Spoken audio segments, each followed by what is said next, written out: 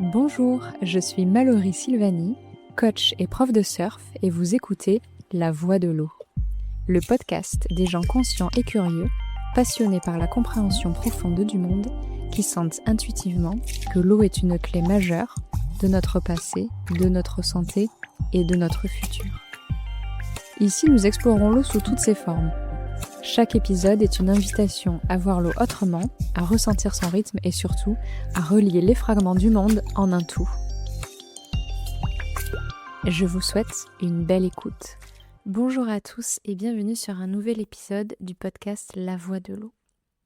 Aujourd'hui, en ce lundi 8 juin, Journée internationale de l'océan, j'avais envie de vous partager un épisode un petit peu spécial, un épisode rempli d'amour et d'hommage qui fait tout de même écho à l'épisode fantastique qu'on a enregistré avec Bill dernièrement.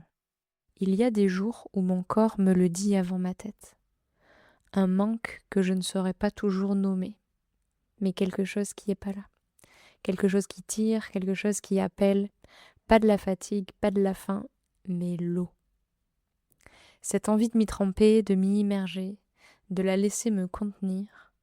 Ça m'arrive souvent à la fin de l'été, quand la saison de surf se termine et que l'automne revient, que j'ai passé des journées et des journées les unes après les autres immergées dans l'eau, plusieurs heures dans l'eau, et que tout d'un coup, je reprends le chemin de la maison, du bureau et de l'ordi, et que l'eau s'éloigne petit à petit de ma vie.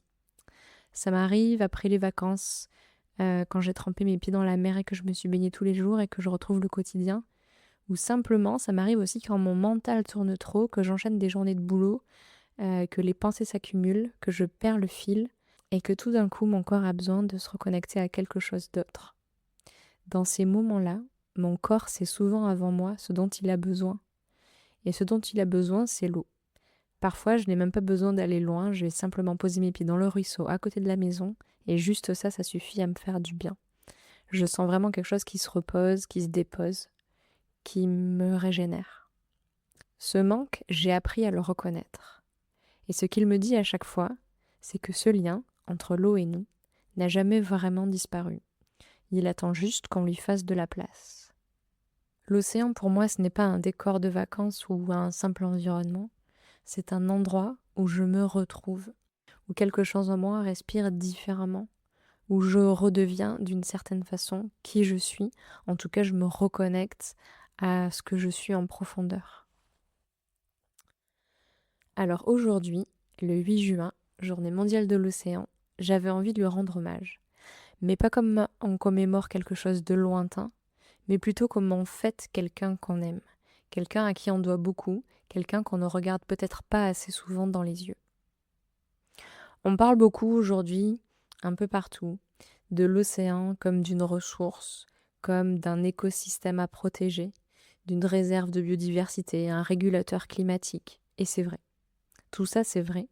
Mais il y a aussi quelque chose qu'on dit, selon moi, beaucoup moins, c'est que l'océan, c'est aussi une partie de nous. Gilles Boeuf nous le rappelait dans le premier épisode de ce podcast, nous portons tous en nous un mini-océan. Notre sang, notre lymphe, le liquide qui baigne chacune de nos cellules, salé, minéral, vivant. Nous ne sommes pas séparés de l'océan, nous en sommes une continuité. Et Pascal Derme nous l'a montré autrement dans le 3e épisode. Ce que la science du Blue Health documente aujourd'hui, c'est que la proximité de l'eau régule notre système nerveux, apaise notre cortisol, stabilise nos émotions, change littéralement notre chimie intérieure. Et tout ça, c'est donc pas de la simple poésie, c'est vraiment purement de la physiologie, et aujourd'hui c'est documenté. En ce qui me concerne, je le vis plutôt dans mon corps.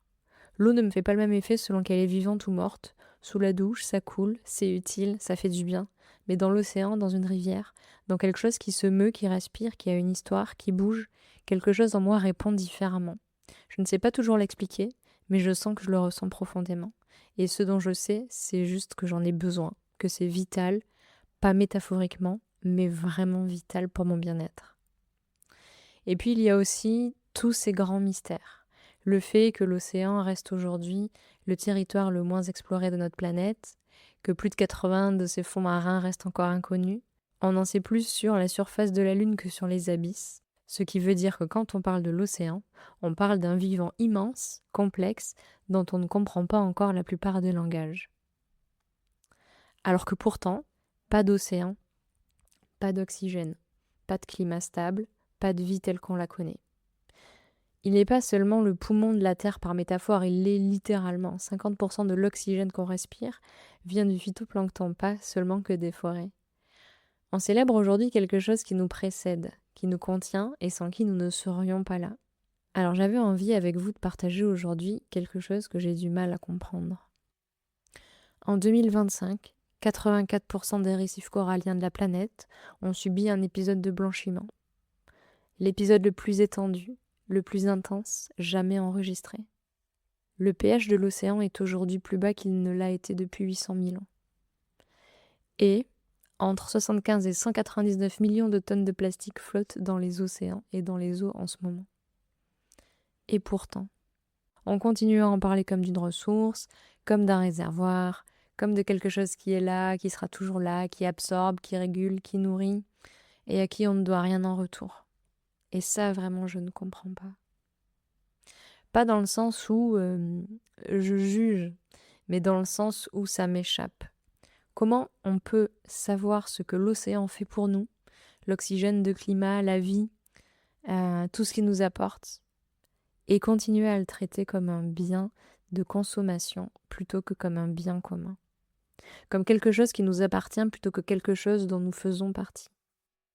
Et en même temps, parce que je ne veux pas rester dans ce qui fait mal sans regarder ce qui bouge, des chercheurs de l'université d'Exeter ont montré en 2024 que des récifs coralliens restaurés retrouvent une croissance identique aux récifs sains en seulement 4 ans.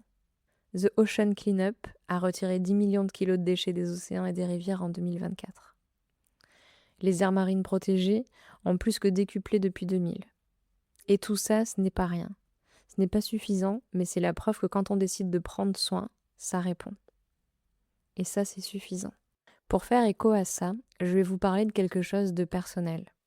Mon rapport à l'eau et à l'océan, et à la nature de manière plus générale, a toujours commencé par l'amour.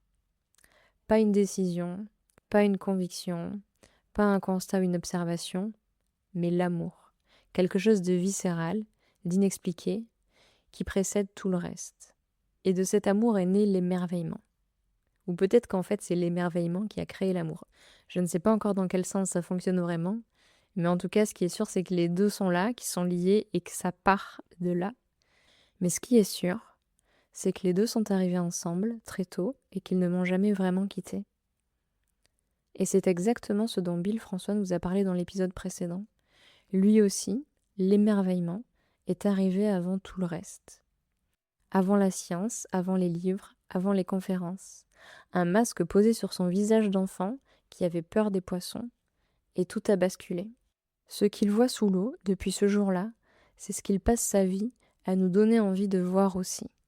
Parce qu'il sait que ce qu'on aime vraiment, on le protège.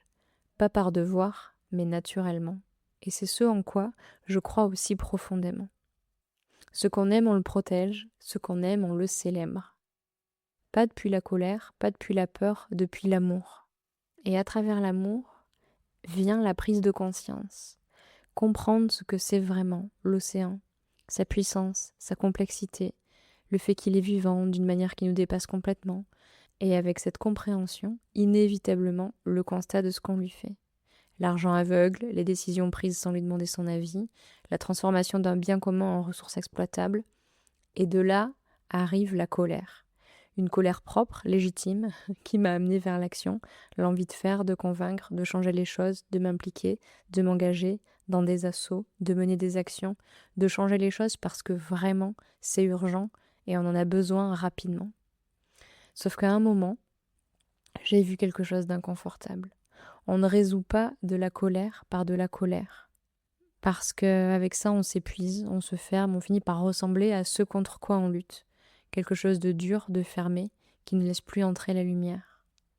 Alors j'ai reculé, pas abandonné, juste pris un pas en arrière pour prendre une respiration et voir comment on pouvait faire différemment. Et ce que j'ai trouvé derrière la colère, c'est quelque chose que je n'arrive toujours pas à nommer proprement, une espèce d'incompréhension. Parce que ça, c'est pas parti. Je ne comprends toujours pas comment on peut savoir ce que l'océan nous fait et continuer à l'ignorer. Mais cette incompréhension, au lieu d'être portée par de la colère, elle est portée par de l'amour et non plus par du mépris. Aujourd'hui, j'ai besoin de ces deux amours pour me nourrir et me permettre d'avancer dans tout ce que je fais et dans ma reliance à l'océan. Le premier, naïf, immédiat, celui de l'enfant qui pose ses pieds dans l'eau pour la première fois, qui découvre la vie, qui s'émerveille d'un rien. Ça, c'est mon socle. Il ne disparaît jamais. Et le second, plus lucide, plus mature, qui voit la réalité en face sans se détourner, c'est mon moteur. C'est de celui-ci que j'agis, que je bouge et que je passe à l'action. Et quelque part, c'est pour ça que ce podcast existe. Pas pour convaincre, pour célébrer. Pour que vous retrouviez, vous aussi, ce lien qui a toujours été là naturellement et qui part de l'amour. Dans l'univers de Bill François, nous sommes un peuple des rivières. C'est le cœur de son dernier livre, La truite et le perroquet, publié chez Albin Michel. Une invitation à se souvenir que notre histoire s'est construite au gré des courants, rythmée par l'émigration des poissons, par une myriade d'espèces qui habitent encore nos ruisseaux et nos imaginaires. Mais aujourd'hui, nous l'avons oublié. Nous l'avons oublié, pas perdu, oublié. Et ça, c'est pas la même chose. Ce qui est perdu ne revient pas. Ce qui est oublié peut se réveiller. Et il existe plein de manières de faire que ça se réveille. Proche de chez nous, loin de chez nous, en vacances, peu importe. Chez moi, ça s'est réveillé notamment dans un voyage en Égypte, dans la baie de Sataïa en mer Rouge. Un voyage que j'ai fait grâce à Lena Sato et toute sa team et que je remercie infiniment pour tout ce que ça m'a apporté. Où je suis allée faire de l'apnée et nager avec des dauphins sauvages. Pas dans un parc, pas derrière une vitre, dans leur eau, dans leur monde, à leurs conditions. Et ce qui s'est passé là, c'était bien plus que ce que j'avais imaginé et c'était surtout complètement différent. Je pensais me jeter dans l'eau, nager avec des dauphins, les voir. Sauf que tous mes sens étaient actifs en même temps et pas seulement la vue. J'entendais leurs sons sous l'eau, je ressentais la pression à leur passage tout près de mon corps, je voyais, je regardais, je goûtais l'eau salée. Et puis il y a eu des regards, des vrais regards. Pas un animal qui passe, mais quelque chose qui nous voit, qui nous reconnaît, qui décide de rester, qui décide de jouer, qui décide de partager, qui décide de donner. Eux, ils décidaient du rythme, de la distance, de ce qui se passait. C'était un peu comme les maîtres du jeu, les maîtres de leur monde. Et à un moment donné, j'ai réalisé que c'est comme si j'étais leur animal de compagnie et pas l'inverse. Et ça, c'est hyper touchant et hyper puissant parce que c'est comme être accepté dans une famille dont on avait oublié qu'on faisait partie. Comme se souvenir qu'on appartient à quelque chose qui nous dépasse, dont on ne maîtrise rien, mais qui nous relie intensément à quelque chose. Comme passer un moment avec les maîtres de la joie, de l'eau et de l'amour en terre sacrée égyptienne. Et cette sensation d'être accueilli par quelque chose de plus grand, de faire partie d'une famille dont on a oublié l'existence, c'est exactement ce dont parle Bill aussi, ce souvenir enfoui, ce lien qui n'a jamais disparu. Il attendait juste qu'on lui tende la main ou qu'une expérience fasse qu'on s'y reconnecte naturellement. Évidemment, pour ça, on n'a pas besoin d'aller en Égypte. Tout ce que je vous décris là, Bill, lui, il le retrouve dans la Seine, à Paris, en pêchant des sciures de 2 mètres au coucher du soleil, en regardant le ruisseau à côté de chez lui. Et ça m'arrive aussi de faire comme lui. Dans les moments de manque, de ce manque que j'écrivais au début de l'épisode, rien que de se tremper les pieds dans une eau qui bouge, d'observer les libellules qui viennent se poser sur les feuilles au bord du ruisseau, c'est ça qui permet la reconnexion. C'est vraiment une réalité biologique, historique et intime, et c'est sans doute le premier acte de toute reconnexion. De vous raconter tout ça, ça me fait penser à une jolie métaphore spirituelle. Une formule que j'ai découvert grâce à Maurice Rebex, que, spoiler, attention, vous retrouverez bientôt sur ce podcast.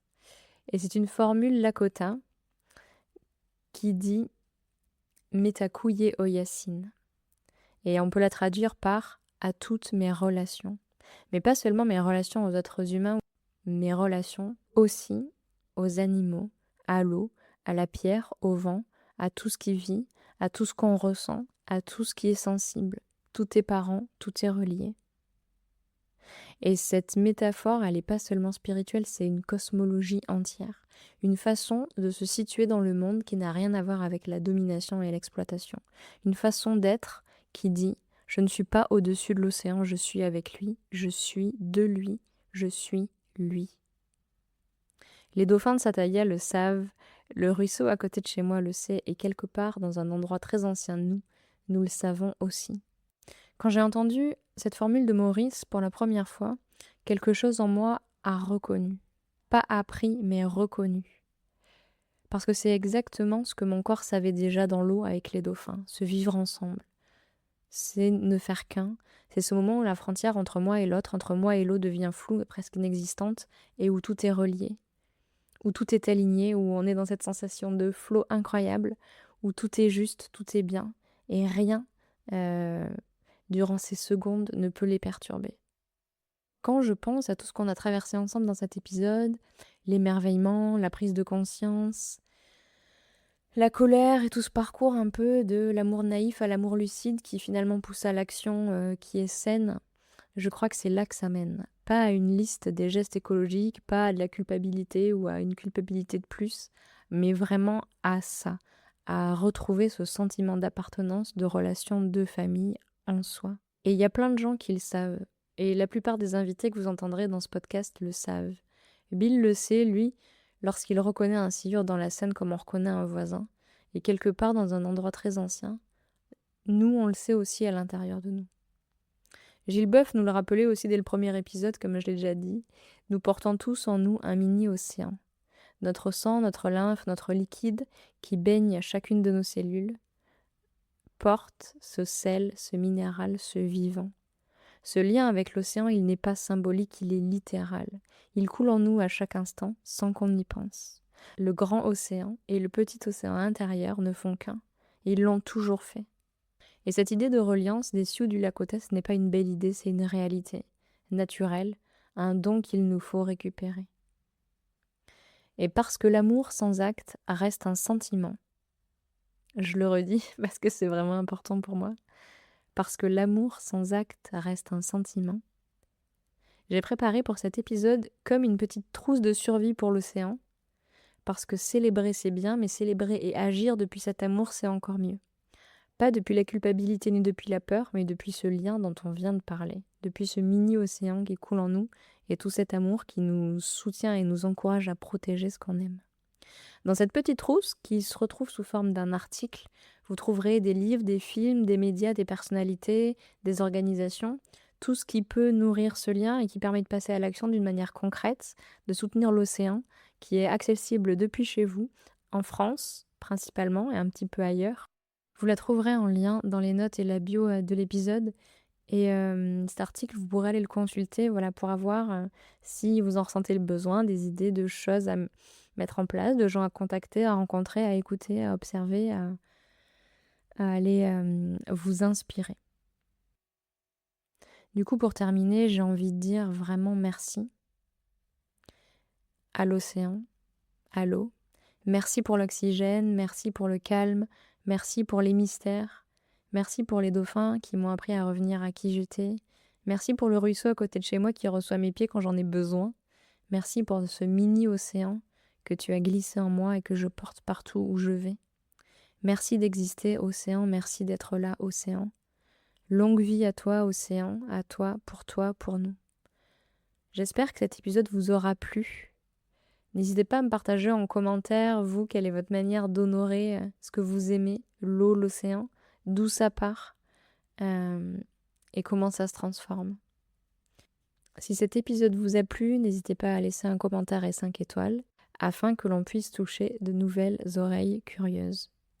Je vous souhaite une très belle journée, une très belle soirée et un très bon moment de vie, très fortement connecté à l'océan, spécialement aujourd'hui.